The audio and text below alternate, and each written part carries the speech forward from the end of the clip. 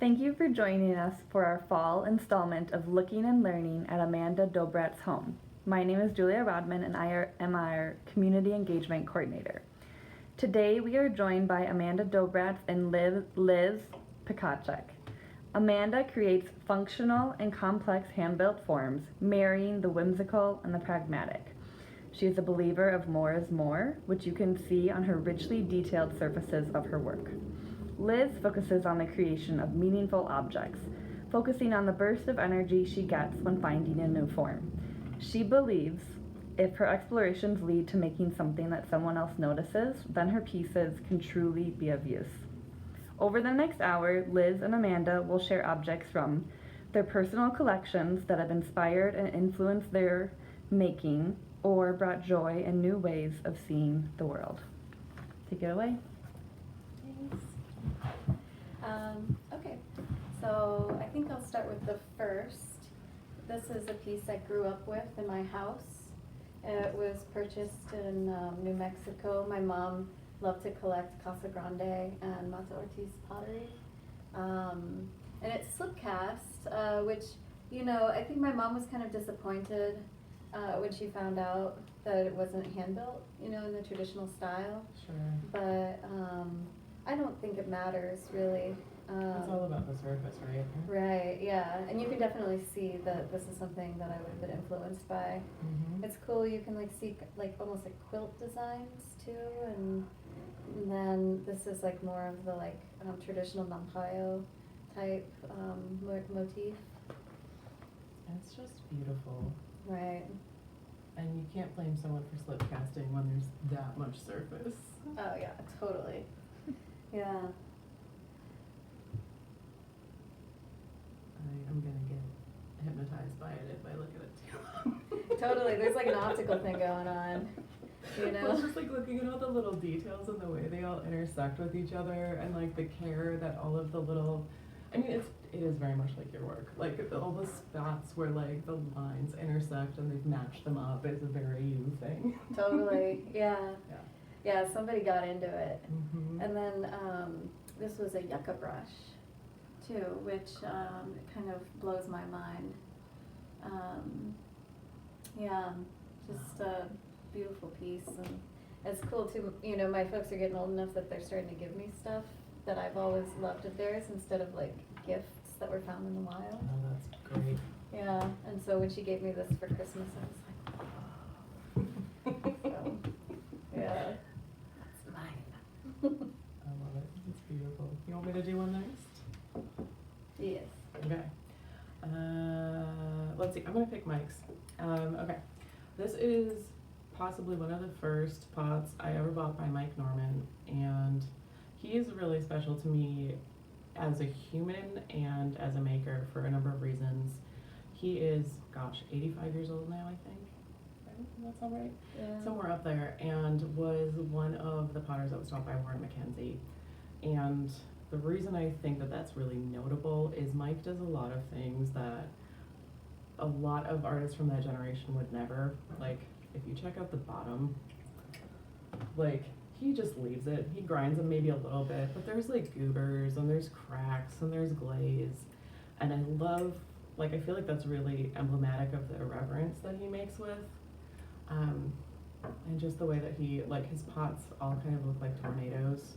They're all thrown on his kick wheel, and then he does all this alchemy with glazes that is just he'll do patinas and he'll put chemicals on it and then hit it with a blowtorch. This one doesn't have that sort of thing going on, but it just really inspired me that pottery in Minnesota can look different than what we think it might.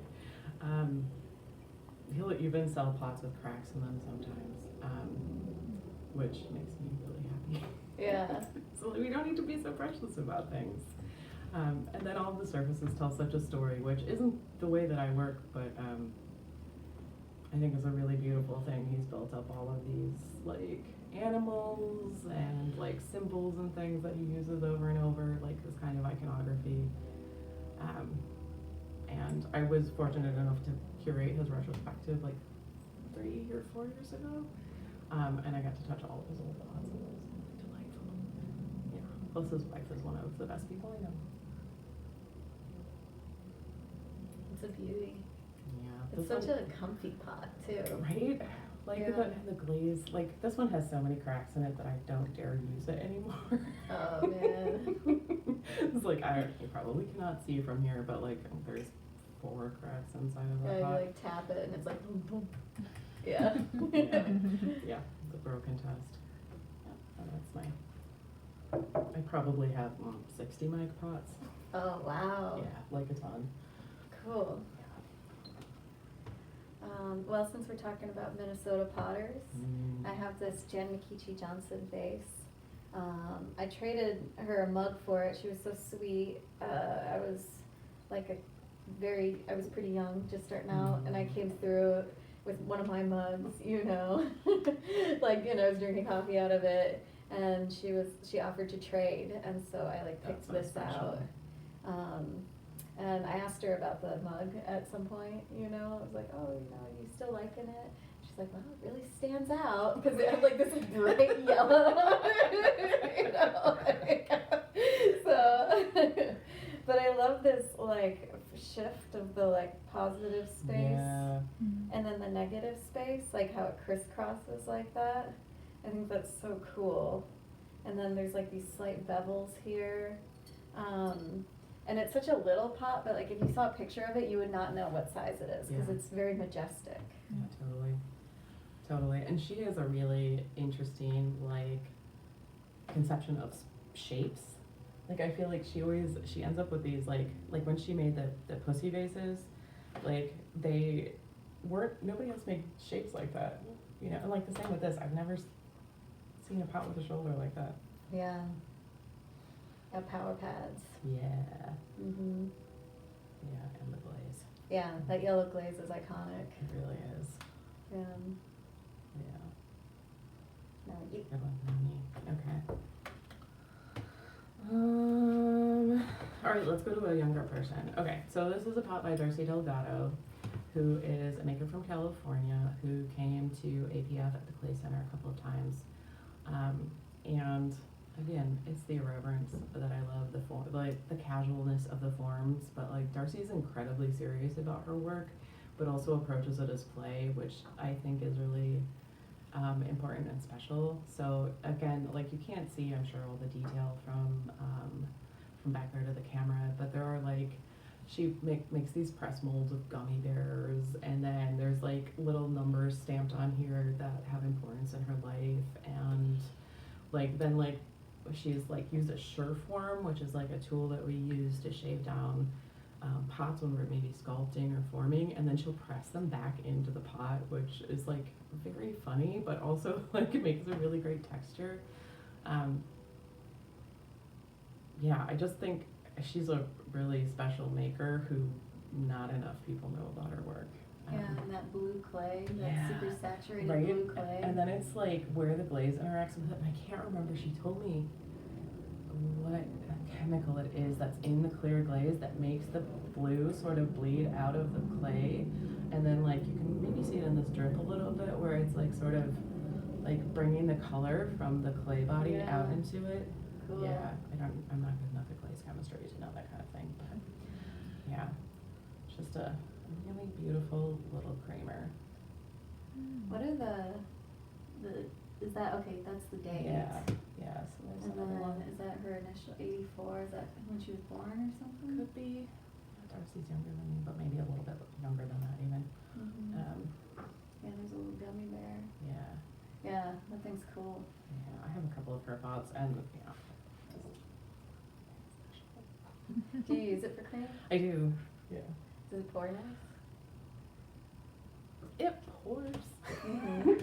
Yeah. Sometimes it dribbles a little bit, but then I have a similar attitude in that when I make handles, I'm I don't need this handle to be functional because other people make good handles, so I Totally. need mine to look the way I want it to look. Right. You know. Yeah. I mean, everything I make dribbles. How can you know when you're making it? Right, Because totally. It's gonna dissolve. Yeah. But if you're like my English mother-in-law, you insist on taking it to the bathroom to check. Oh, nice. It's very funny. Yeah, I wanted to make something that didn't dribble, and so somebody was like, "Oh, look at the Potter's book." by Claire Elian. Yeah. So I bought it and I looked at it and there was a whole chapter, but it was written by Warren Mackenzie. And I have a picture of his and it dribbles. And I'm like, okay, I'm barking up the wrong tree. Yeah. Warren knows a lot of things, but not everything. Oh yeah, totally. And everybody gets an off day too. Absolutely. Yeah. I think I'm gonna move on to this wonderful lady here. I bought this at an antique store with the first like little extra bit of money that I had when I started my business. So I was living on, you know, pretty meager rations, and it was like, I don't know, like $70, which to me I think is like incredible. But the thing that I love about this, besides the fact that the shapes of the body like are so sumptuous, and I love this little pedestal that's not quite straight on the bottom, and the way it creates this like shift of the feet. But I also love that it's like a diasporic object. Like the eyes, the glass eyes that are inset are blue, and then the features are kind of Caucasian, and then she has these little bangs, like this 1950s like hairstyle or whatever. But then from here on down, it's like a very like African style of shaping the breasts, and also like the feet and this pedestal. And you know, so like I've spent some time trying to find some kind of provenance of this object. And I don't know if, you know, I ever will know more, but I like this kind of mixing of worlds into this beautiful thing, you know? Totally. And that it's wood, right? And the glass eyes. Yeah, I was researching that it's like a tradition in saints, like saint statues. Okay. You'll see the glass eyes and these wooden carved saints.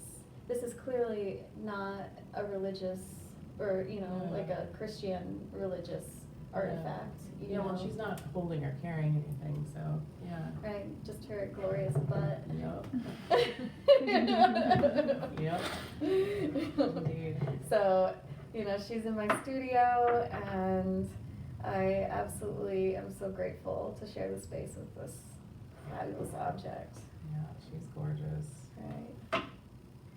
Yeah, and this little crack in the breast, and it kind of almost looks like crepe skin, like when you get older, and you can kind of, your skin kind of wrinkles a little. Yeah, on your, totally. what do you call it, décolletage? Yeah. well pronounced. Yeah. She is very cool, and her mouth is really beautiful. Yeah, that little purse, you know. Yeah. She has a similar vibe to like the Venus sculptures, like the various,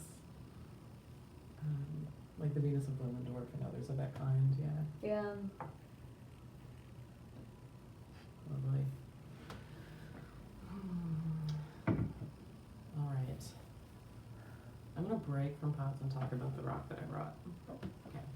I brought the rock as more of a symbol of the fact that I am always beachcombing and collecting rocks. This one actually my sweet husband brought back from Wyoming with him. It's a piece of rose quartz.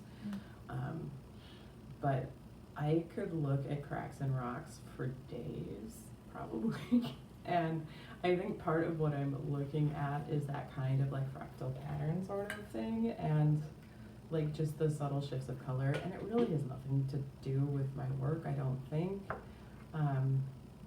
But I'm just continually fascinated with like bits of history and things that we can find on beaches and rocks, and like I can't go to any beautiful location without having my head down, constantly looking for cool rocks.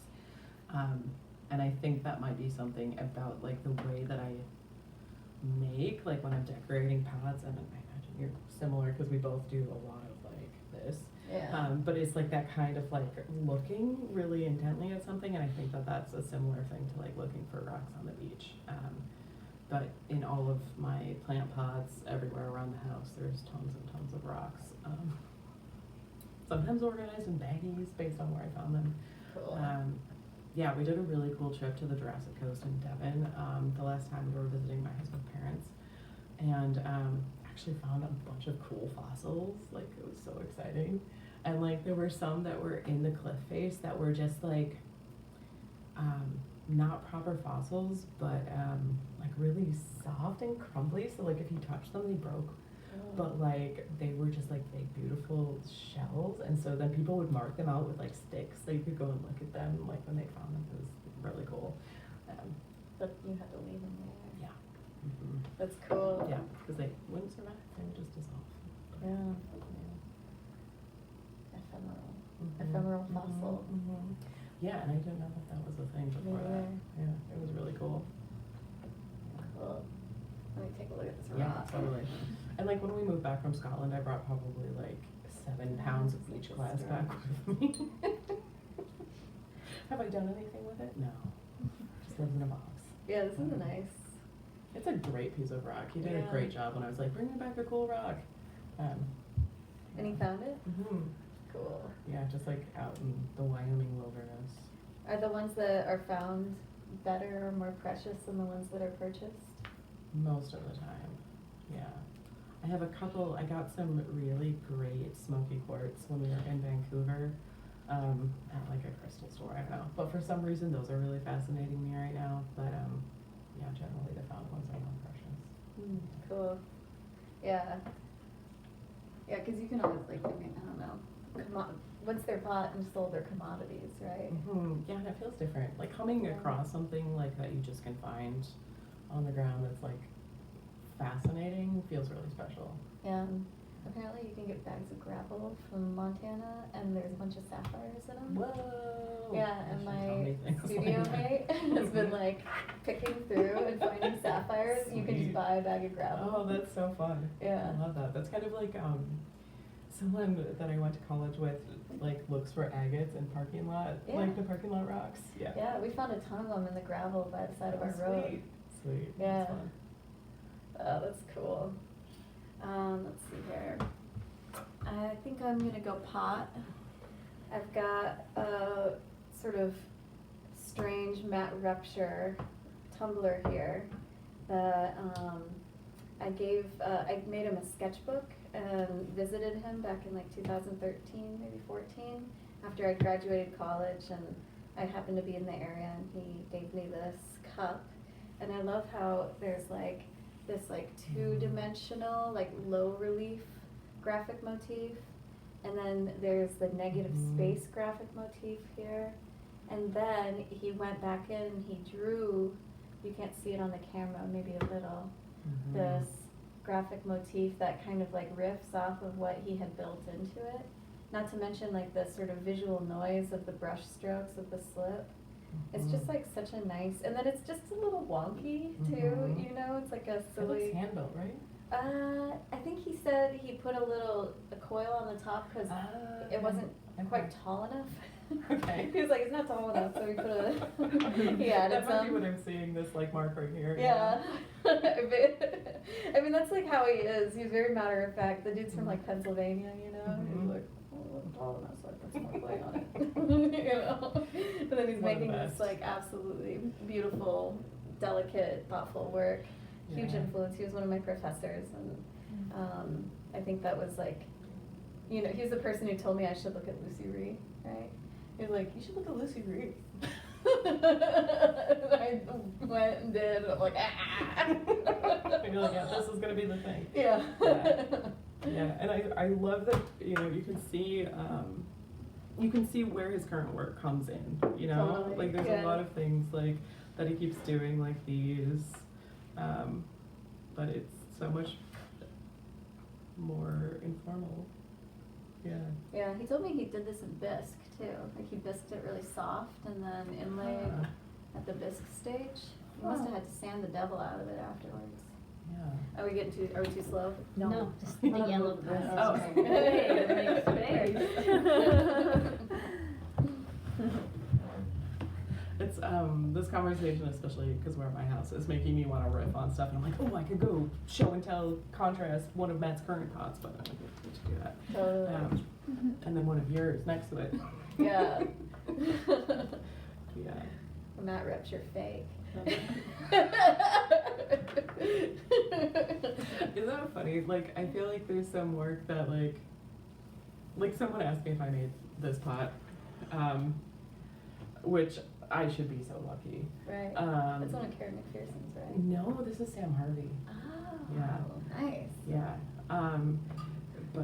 But yeah, it's that kind of thing where I'm like, there's that work that you're like, it's so close to what you do that, yeah, I don't know how to describe that, but there's like something that you're like, I wish I would have made this work because I like it more.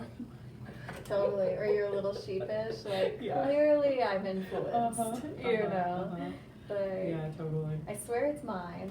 This is not just a regurgitation. Yes, right. Right. Or like someone that you admire, your work accidentally converges. Like Yeah. some of what like Candace Meth is doing right now, Mhm. I'm like, oh yeah, we've kind of converged in this weird way with like the triangle stuff. Right.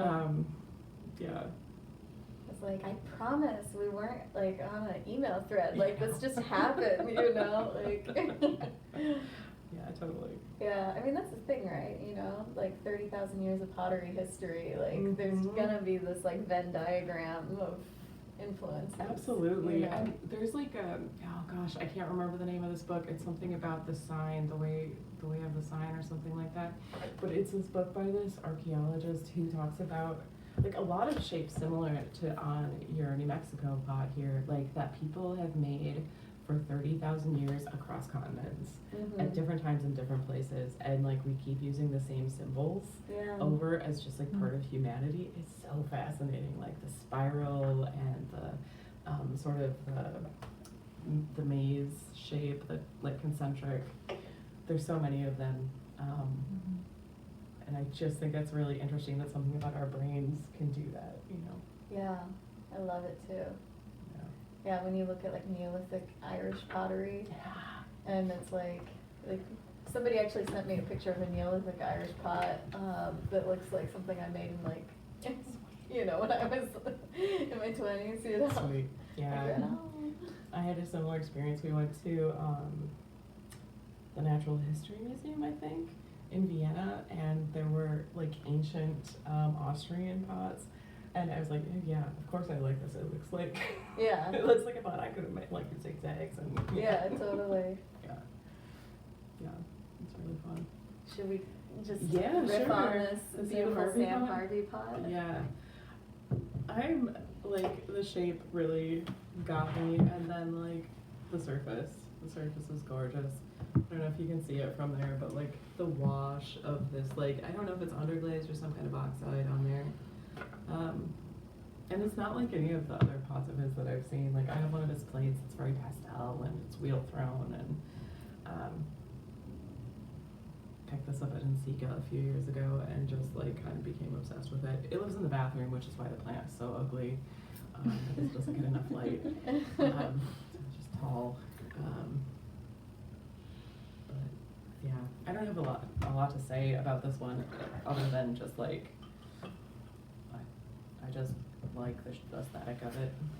Yeah, I know. I love these divisions, and then like the different color. You know, that's like really tight, and then this is kind of loose. Yeah. You know, and there's like some incidental marks Yeah, there, but the form is super tight. right. And then Yeah. also, I mean, it's like not actually loose when you look at it. Like he didn't like sand it or anything, so everything Yeah. that's on there he put there with his little Mhm. fingers squishing. And then there's almost like a horizon here. Yeah. Yeah, and the difference in surface there, like this, is kind of like warty, I don't know, compared to like above where it's just like the porcelain. And in better light, like some of this, it must have copper in it because some of it turns pink a little bit.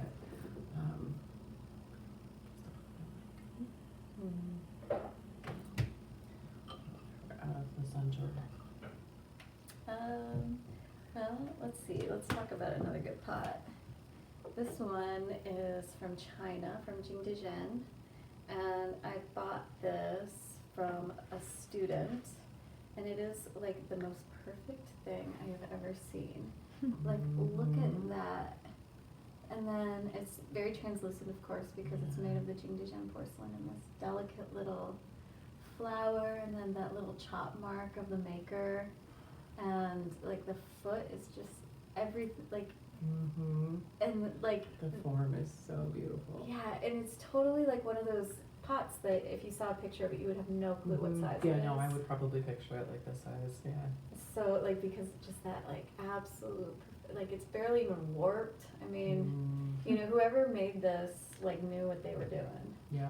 You know. It's so incredibly fine. I think it was a woman too, which isn't always the case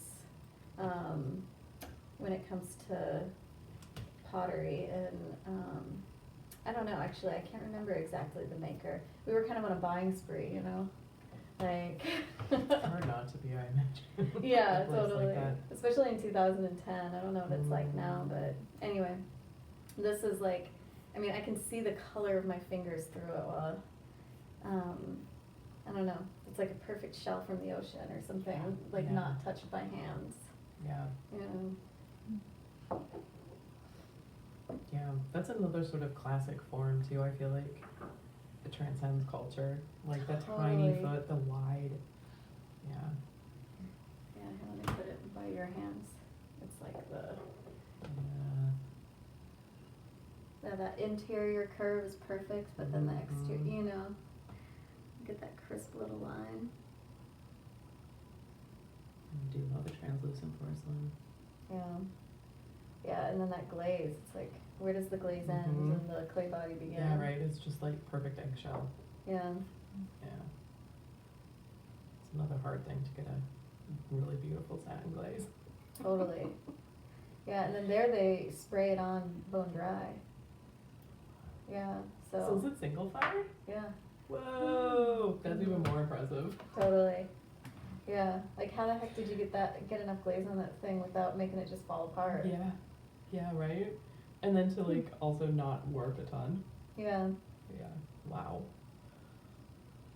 Wild. Beautiful. Yeah. Yeah, I wish I'd gotten like a card or something. I got a couple of really cool things when I was there that like I just wanted. I just came and wanted and got. Yeah. You know? And now I'm like, how do you even? Yeah. You Yeah, no, know? looking back on it now, you're like, actually, this is an extremely special little thing that I found. Right, you wanna know the provenance. Like when you Yeah. really love something, Yeah.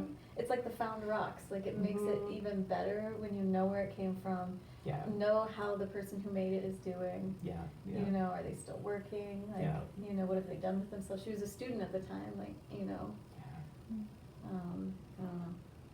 yeah. Yeah, no, totally. Okay. Ted or Peter? Let's do Ted next. Okay, this is a pot by Ted Southey. It is completely graffitied with all of Ted's musings. He was a professor at, the University of Georgia in Athens? I don't know. Down in Georgia, in Athens, Georgia. And now he seems like the kind of person who's like a wild desert man. I don't know why I think that. Yeah. But like it just like has like all these little inclusions on it that are like really wild. Like they must have been like bone dry when he stuck them in the clay. And there's always something. I've had this pot for like probably 6 or 7 years, and I always find something new on it that I haven't seen before, which is really special and fun. And I bought it just because it says fucking try a little harder on it right here. Which I was like, yes, Ted, you're right, I should. And when I told him about this pot that I got, he's like, I would never swear. That must have been one of my students when I wasn't looking. Because again, a reference, I guess that's probably the common theme of, well, except for the sand pot, is the common theme of what I brought. But just like this idea of like not having, and maybe he does, maybe I'm reading this wrong, but the idea that you don't have a plan when you start decorating something, to me is really hard and foreign. Totally. And so this kind of freedom of just like going for it, I find really inspiring. Yeah. But, I mean, this is very delicate though too, you know, Mhm. He's got like a really nice fine little brush that he must be Mhm. using. yeah. And then pots on pots, that always gets me when people decorate their pots with more pots. Yeah. I don't have time for that. Yeah. Swearing on pottery, that always gets me. Lumpy pots, I love a lumpy pot. It has everything. Yeah. Strange inclusions. Strange inclusions. Yeah, like Darcy's. Yeah. Yeah, some of them have fallen out. No, they were just like that. He just didn't put them in some of them. Cool. Yeah. Yeah, he's Yeah. a special guy. Oh yeah, and it's in ball and chain on the bottom, which is also very cool. Yeah. Yeah. Let's see here. I brought a tile that I made. This one got broken, which is why I still have it.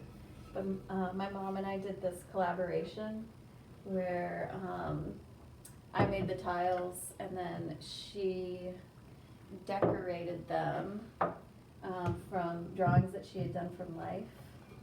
And this one, I thought it was just so cool how it broke right down the center, you know, because it's such a tense, moody sort of pose. And then she installed the ones that we made in her bathroom and like their house, you know. Cool. My whole life, like my folks always lived in houses that they knew they were going to sell, you know.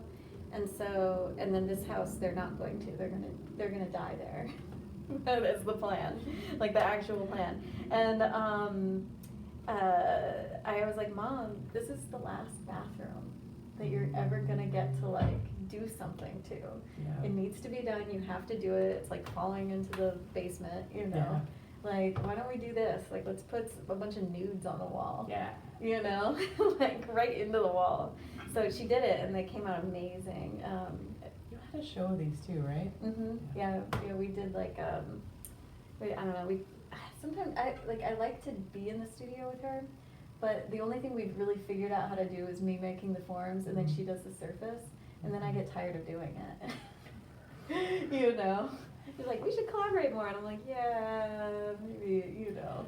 Yeah, I Like, understand the feeling.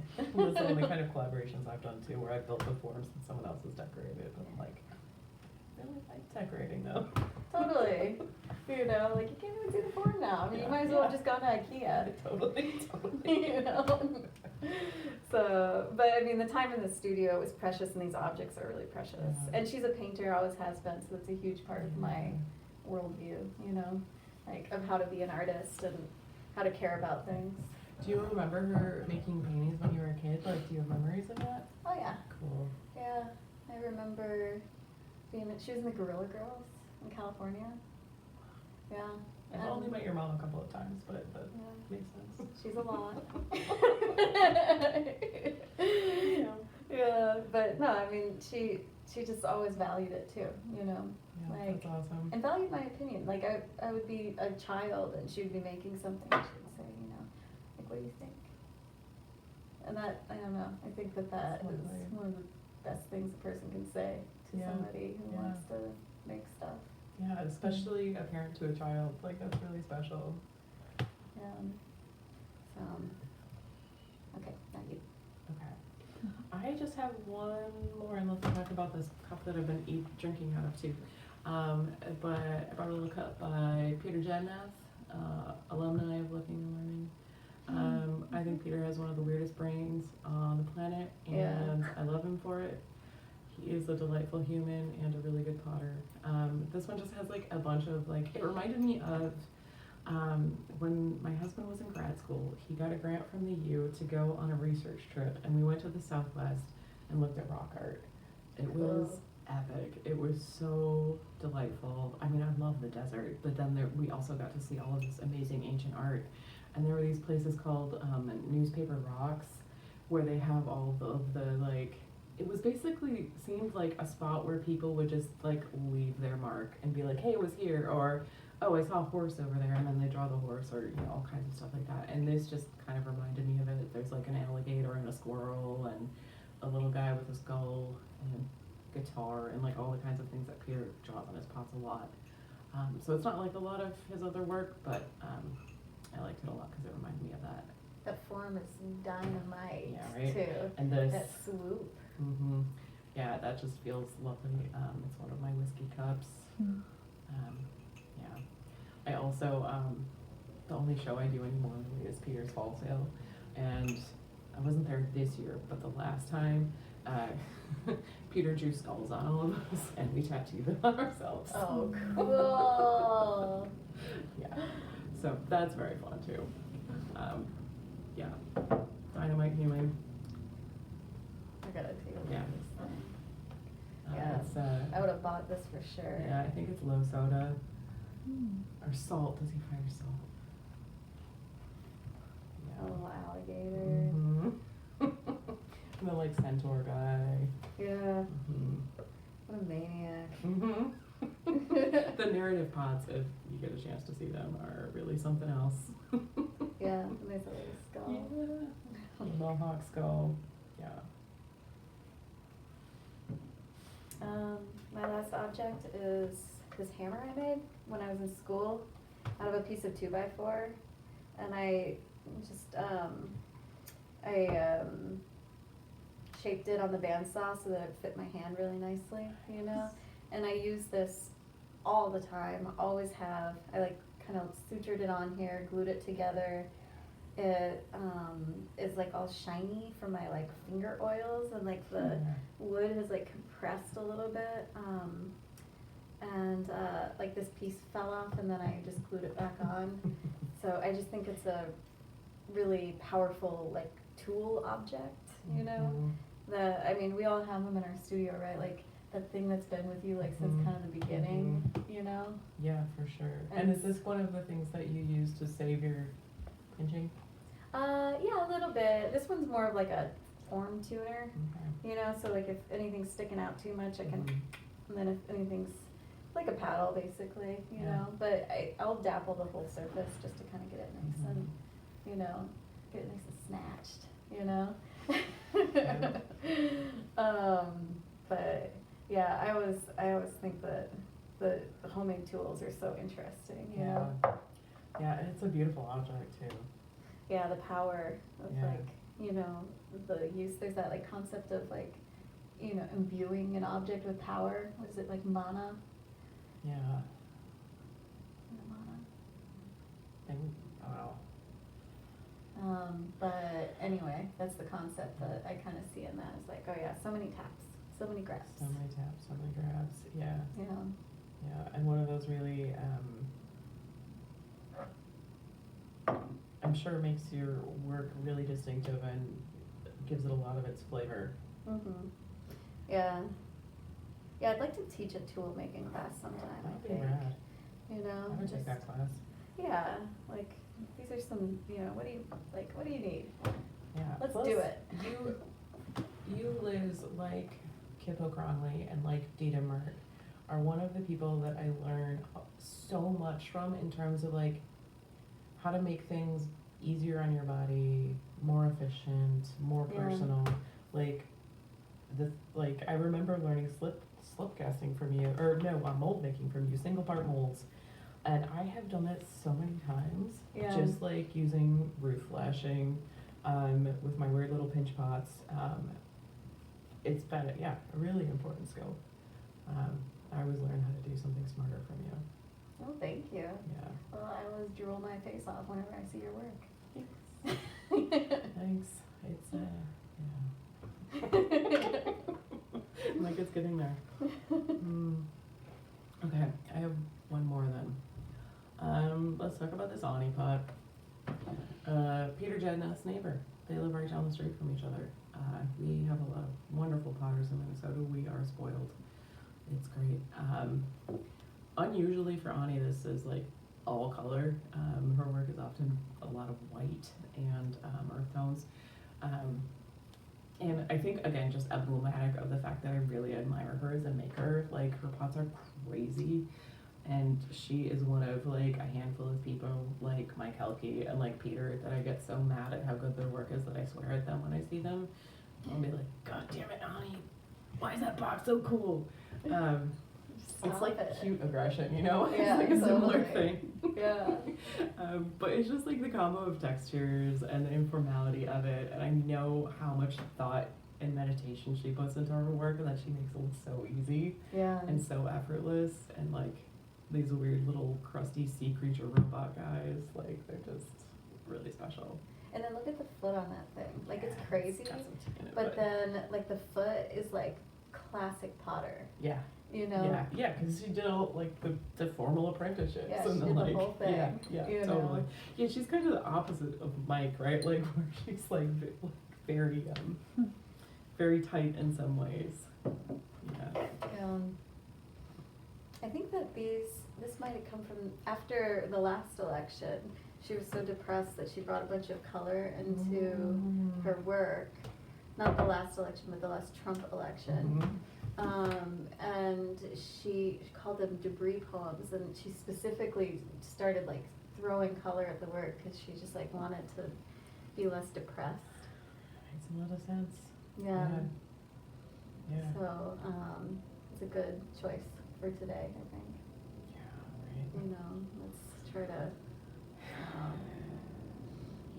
I guess, do something. Yeah, right. Well, yeah. Throw some metaphorical color at it. Okay. Yeah. Nice juicy rim too. A little glaze roll at the foot too. Yeah. Little pooling. Yeah. Yeah. Is that it? That's all I've got. I could talk about pots forever, but well, just things around. Yeah, I know. Me too. Like, yeah, we could say there's so much stuff in my house that we could talk about. I know. I've just been like eyeing everything as I walk through your home. And then you were a painter too, so I'm sure Yeah. you've got some like two-dimensional work that means something to you. Yeah, tons. Yeah. Yeah, it's another one. Like when we lived in Glasgow, I ran artist studios that my friend and I had set up, and a lot of the 2D work that I have is from those folks. Yeah. So like means a lot to me in a number of ways because so many of those people are still working and really thriving. And I just saw last week that 2 people who are in our studios are both shortlisted for this really cool painting show. It's like, that is amazing. Like out of like 18 people in this show, 2 of them are people that were in my studios, like when they were like young artists. It's like, Yeah. really freaking cool. Pressure cooker. Yeah. Yeah. We were just a bunch of weirdos, but Totally. we were the ones that like nobody else wanted in their studios. Yeah. I mean, that's kind of the thing, right? The unfashionable ones. Yeah. I don't think we have any questions, but Josh Brasso says hi, Liz. And Jan Alexander Ceramic said enjoyed listening to you both. Happy face. It's kind of like feels very pandemic-y to be talking to people that we can't see reactions from. It's like did you teach then? Like, did you do like remote teaching? A little bit, but not as much as everyone else. I did just one class, and it was really lovely in like a lot of ways, right? Because it was like some connection, but Yeah.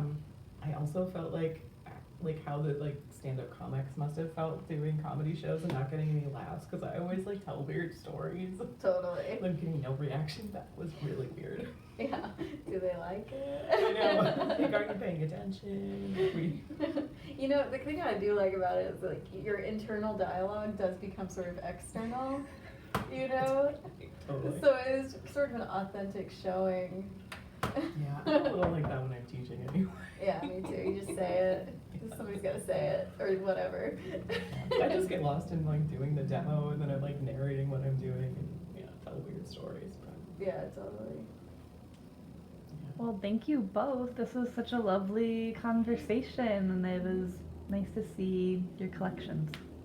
Pieces of them, at least. Yeah, thank you we both. probably both have like 100 times. Yeah. Yeah, it's